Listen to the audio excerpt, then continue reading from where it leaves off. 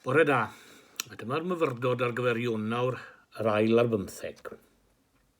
Ni ddechrau gyda gair o ras. Dduw sanctaidd feth a ddolwn di yn awr gyda'n llygaid ar agor, yn meddyliau yn effro, yn clistian agored a'n calonau'n barod i rannu dy gariad. Bydd yn agos atom, a gad i ni weld y iachawdwriaeth.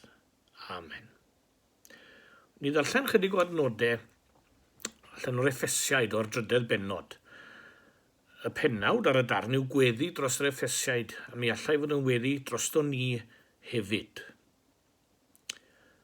Wrth feddwl am hyn i gyd, dwi'n syrthio ar fy ngluniau weddio ar ddiw y tad. Fe sydd wedi rhoi ei hunaniaeth arbennig i bob grŵp o angylion yn y nefoedd ac i bobloedd ar y ddeiar. Dwi'n gweddio a bydd yn defnyddio'r holl adnoddau bendigedig sydd ganddo i'ch gwneud chi'n gryf, ac y bydd yn rhoi nerth mewnol i chi, drwy roi ei ysbryd glân i chi. Dwi'n gweddio hefyd a bydd y Meseia ei hun yn gwneud ei gartref yn eich calonnau chi, wrth i chi ymddiried ynddo fe. Dwi am i'w gariad fod yn wraidd i bopeth di chi'n ei wneud. Dyna'r sylfaen i adeiladu arni. Dwi am i chi a phobl ddiw i gyd ddeall mor aruthrol fawr ydi cariad y Meseia. Mae'n lletach, yn hirach, yn uwch ac yn ddyfnach na dim byd arall. Dwi am i chi brofi y cariad hwnnw, sy'n llawer i fawr i'w brofi yn llawn, mwyn i chi gael eich llenwi ar cwbl sydd gan ddiw ar eich cyfer. A dwi'n codi testun o'r darn yna, o gyfieithiad hun falle. Adnod 17-19. Ar fod Crist yn trigo trwy ffydd n'eich calonnau chi, fel y gallwch chi wedi eich gwreiddio a'ch seilio mewn cariad, am gyffred gyda'r holl saint, beth yw'r lled, a'r hyd, a'r dyfnder, a'r uchder, a gwybod cariad Crist. Gair mawr yr epistol yma yw undeb. Dyna bwnc mawr Paul yma.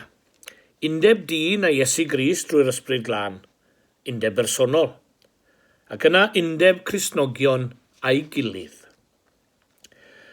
Dau ymadrodd werlir dro ar ôl tro yma, yng Nghrist ac yn yr arglwydd.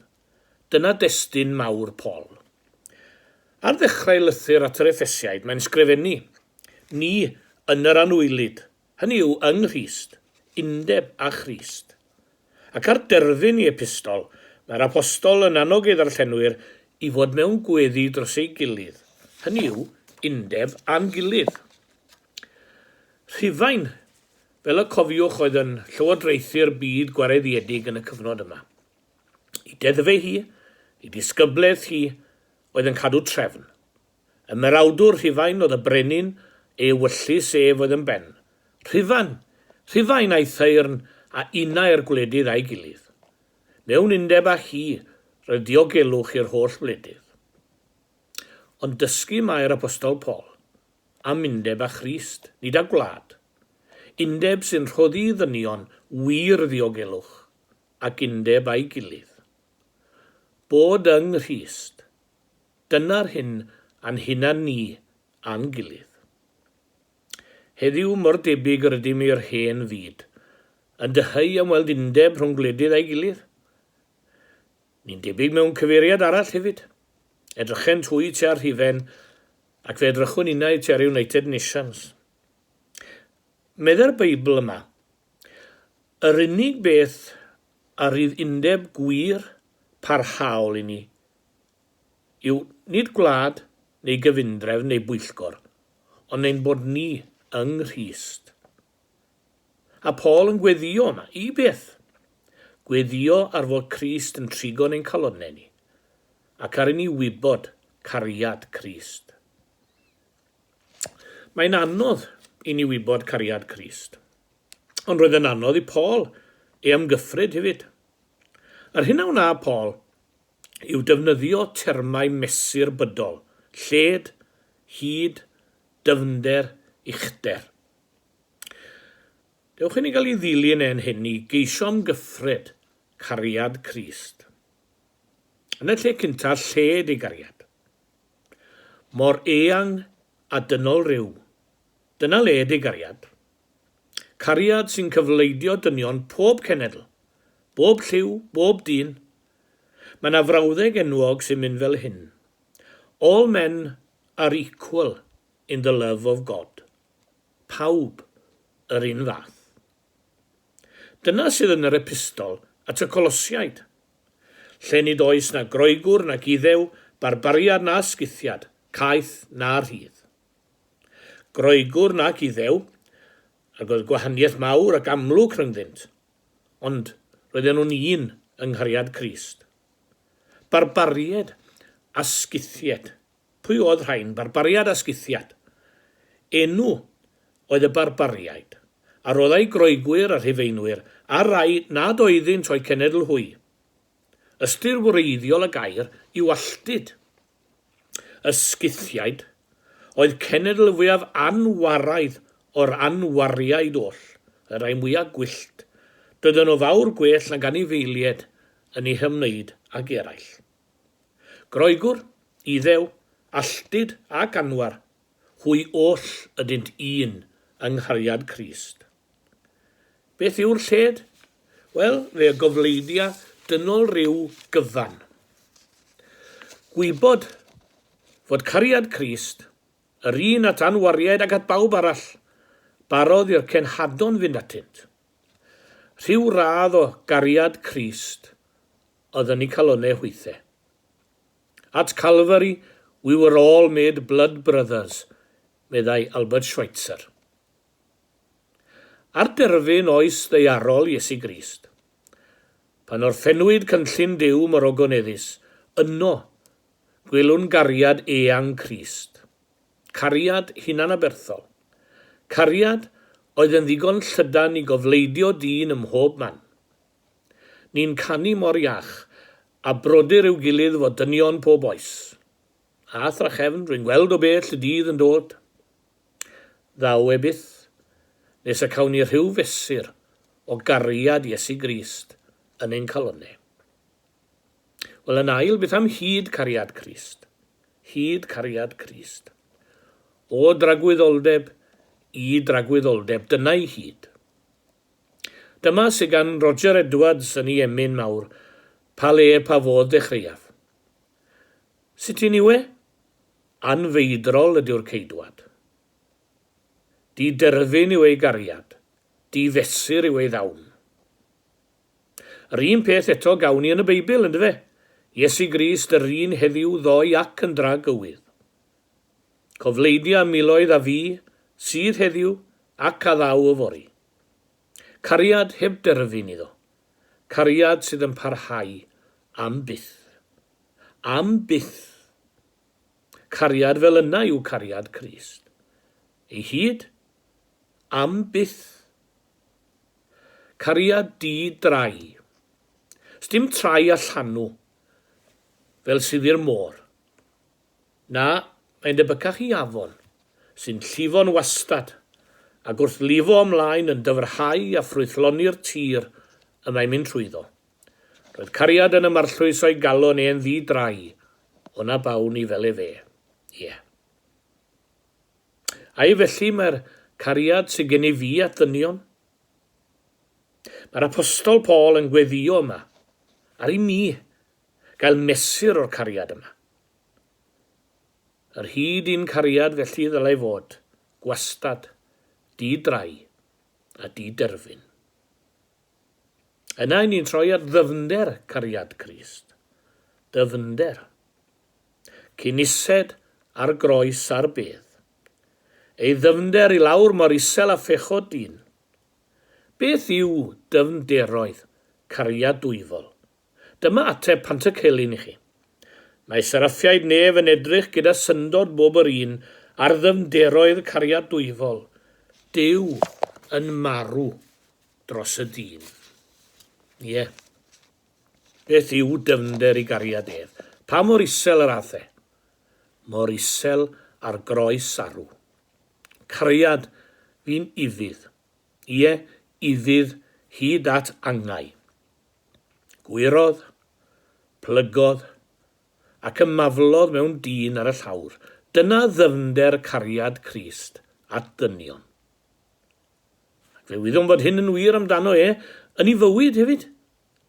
Cyfaill publicanod a phechaduriad. Dyna'r teitl a roddwyd arno mewn gwawd. Mae'r Magdalen plygodd ati mewn cariad troi pawb arall draw. Saceis, ffieiddi defgan bawb, dangosodd Crist gariad tuag ato. Y wraig o Samaria, pasiau'r iddew heibio, ond trodd Crist ati. Nicodemus, aeth hwnnw at yr Iesu liw nos, a siaradodd gyda Nicodemus mewn cariad. Yna ni Ioan ym Mhenod 8, ceir hanes o wraig o dinebus. Llabyddi ar hi medda'r dorfi, lla drwy dwlu cerrig ati, ond yma tebodd Crist mewn cariad. Rheolwyd i ymwneud â hwy gyd gan gariad. Roedd ei gariad ef yn ymostwng mor isel a'r trieinied hyn. Ond dwi prysuro i ddweud mae caru'r pechadur a chasau'r bechod sy'n gywir.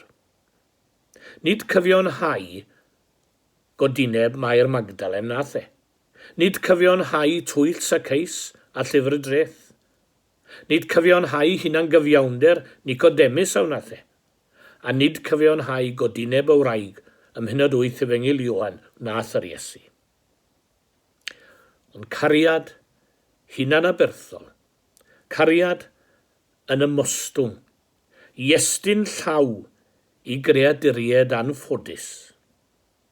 Wedi gweld dyfnder i gariad, y sylweddoli, meddai un gŵr o Sais, the Arctic Ocean is deep, it's deeper than that. Ac yna, ein ni'n dod â uchder cariad Crist. Mor uchel a gorsedd y nefoedd. Grandwch ar bennill y bardd Emrys. Mae uchder cariad dwyfol a dyfnder fy angen i yn hyfryd gyd gyfarfod yn aberth Calfari. Trwy gariad daeth y troseddwr yn blentyn, y pechadur yn etifedd, yr afradlon yn fab. Uchder cariad Crist, mae safon uchel i'w gariad Yn y bregeth ar y mynydd fe ddywed, cerwch eich gelynion, gnewch dda i'r rhai eich casant. Ac ar y groes, o dad y maddau iddynt, ni wyddant beth y maent yn ewneithir. Dyma gariad. Dyma uchder.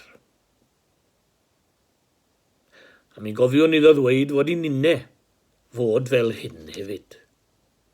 Os carwch yr rhai eich carant chi, fel y Phariseaid a'r ysgrifenyddion, wel, dyletswydd yw hynny, a does dim diolch i neb am wneud i ddyletswydd. Rhagorwch ar y Phariseaid a'r ysgrifenyddion, medde fe. Bydded eich cariad o safon uwch. Geiriau Steffan am y rhai oedd am ei labyddio. Am ei lad o dwlu cerrig ato, cofiwch, yn y modd mwy erchill. Am y rhai oedd yn ei labyddio. Meddai Steffan, na ddod y pechod hwn i'w herbyn. Roedd ysbryd cariad Crist ynddo fe. A hwnna'n gryn dipyn o safon i'w gyrraedd yn diwe. A diw o wir mae angen yn dyddiau ni. Yn gweddiaf hefyd, medd Paul, ar eich i wybod uchder cariad Crist a derbyn rhan ohono yn eich calonnau. Darllenwch y ddegfed benod o'r epistol at y Rhufeiniaid. Dengys Paul yno, ragoriaeth ffordd cariad Crist. Mae'n gorffen trwy ddweud, os dy elyn a newyna, porthau ef, os ycheda dyroedd o ddiod. Gan eis wrth wneithir hynny, ti a bentyru farwor tanllid ar ei bennef. Neu'n iaith heddi falle, carwch eich gelyn, fydd dim yn ei wylltio yn fwy. Dwi wedi gweld y dywediad yna fyd. Ond dyma ffordd yr Efengyl. Ffordd Cariad Crist. Wedi rhyw amgyffred, lled, hyd, dyfnder ac uchder Cariad Crist. Beth amdano ni? Pa mor bell i'm ni o'r nod? Myfyrdod yn agos iddi yw yn fy hanes I beth bynnag. Choled pawb efe'i hun. Creadigaeth newydd, creadur newydd, troedigaeth, ailenedigaeth. Bydde nifer yn galw'r rhain yn eiriau hen ffasiwn. Defnyddiwch air newydd te. Ond dyna fy angen I a phob dyn bod yng nghariad Crist. Yno cawn ninnau fesur o'i gariad ef. A cawn ni wybod cariad Crist yn ein calonnau. Os bydd cariad Crist yn ein calonnau, mae'n haws a lawer I ni garu'n gilydd. Clywch y weddi, yr oedd yn plygu fy ngluniau at dad ein harglwydd Iesu Grist I weddio, ar fod Crist yn trigo trwy ffydd yn eich calonnau chwi. Yna medde fe, y cewch wybod cariad Crist yno chi. A mae cariad Crist yn ein cymell, yn ein gorfodi ni. Mwyn enw. Amen. Gawn ni orffen gyda rhyw weddi fer. Gweddiwn. O ddiwyn tad, clywsom pan oedd yn ifanc iawn yr adnod Duw Cariad Duw. Pren yn buasem wedi cymryd unrhyw sylw ohoni. Oni bai am gariad, yr haiau dysgodd I ni. Diolchwn I ti amdanynt, ac am I ni gael cipolwg ar dy gariad trwyddyn twy. Wrth I ni dyfu, deithom I ddeall ystyr cariad, a'i fod yn golygu gofal a gofalu, sy'n mor bwysig yn ein cyfnod cythryblus ni. Cynorthwya ni o dad, I garu'r rhai sy'n ymwneud â ni, ac I ofalu amdanynt. Un hanwyliad, cynorthwya ni yw caru trwy ofalu'n fwy tyner amdanynt. Ein cymdogion, cynorthwya ni yw caru hwy fel ni'n hunain.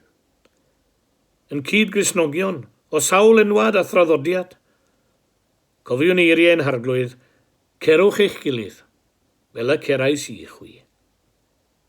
Ein gelynion, cerwch eich gelynion, gweddiwch dros yr rhai sy'n eich erlyd. Ni allwn wneud hyn o arglwydd, ond trwy dy nerth a thras di dy hun. Derbyn yn diolch o Dduw, am dy gariad, ac am dy ofal tymhorol a thragwyddol amdanom, trwy Iesu Grist ein harglwydd. Amen.